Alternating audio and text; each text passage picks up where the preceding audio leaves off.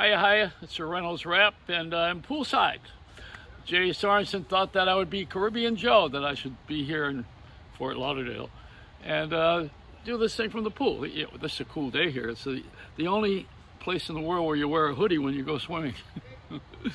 Hey, that's where they had that Yvonne, what was it, that kid that was murdered, and Trevor, I forget the name, but everybody wore a hoodie after that. He set the tone for hoodies. So everybody in the hood wore a hood.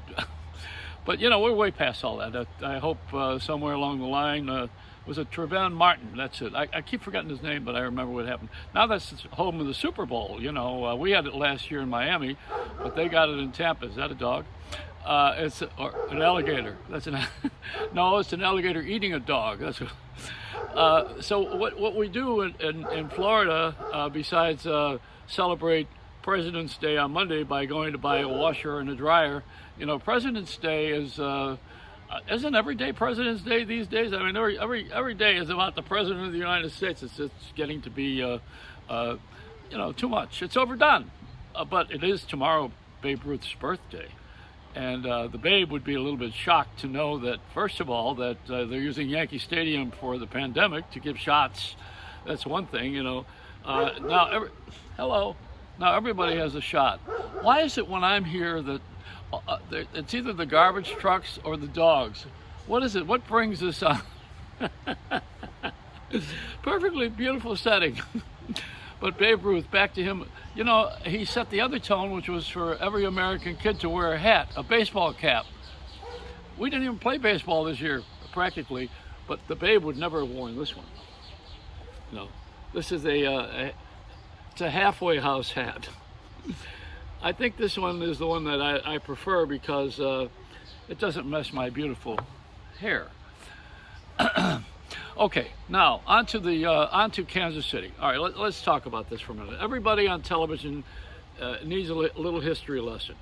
They talk about the food in Kansas City and Gayle King, about how she worked there, and they have the shopping mall, the first shopping mall, and how Kansas City is such a lovely city. She better be saying that. And the barbecue that they're known for. And Tampa, of course, is the place where they had the first flight in history, although it was a shorter flight than Howard Hughes with the Spruce Goose. It wasn't a jumbo jet either. It was a little plane on the water that went about 20 feet. But they claimed to be the first flight in Tampa, the Tampa Bay. The Buccaneers, which is an awful high price for corn. Oh man, the story of Kansas City. And let me put this straight here. Kansas City is the birthplace of everything that you like in music. Began with Top 40 radio in Kansas City. The guy who was the guy's name was Todd Storrs. Was it Storrs? Yeah. And he owned a brewery. His father owned the brewery, and the kid was going to the bars, and the jukeboxes held 40 records. Wurlitzer's and Seaberg, those jukeboxes held 40 records, and he decided, when his father owned some radio stations, he owned Cuddle, I think it was, and WHB, I forget which one, but I don't have this exactly right, but what he did was he took the radio stations and put on them the music that he heard in the bars more frequently. So of the 40 records, the ones that got the most play, because they were jukeboxes and coin operated, they were the most celebrated records. They didn't have record stores that were counting the customers or the music yet, but they had record stores, but not doing that. So the record business exploded, with the airplay and the radio stations, and everybody started buying singles. That's 45, the little records with the big holes, and then the big record with the little hole. And then we went to cassettes and 4-tracks, which didn't stay around too long.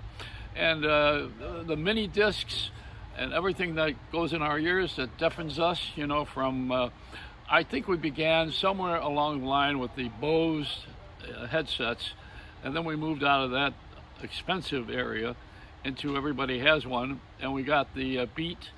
That was created by, I think it was created by Noah Lee, who was the head of Monster Cable, and he sold it to Sony. To Apple. That's it. And who was it that did that? It was Jay-Z, wasn't it Jay-Z?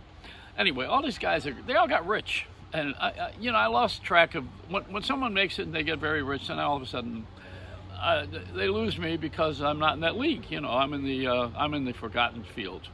So having the history of rock and roll starting on the air with Top 40 Radio in Kansas City is probably more significant than having someone kick Tom Brady's ass. This is, to me, this is more important because it's everlasting. This other stuff is just pop culture for the moment. You'll be terribly forgotten in a moment. And incidentally, Terribly Forgotten in Manhattan is a song by Tony Bennett, who started to lose it. He was singing I Left My Heart in Fresno. Not a good place. Okay, so it's a Reynolds rap.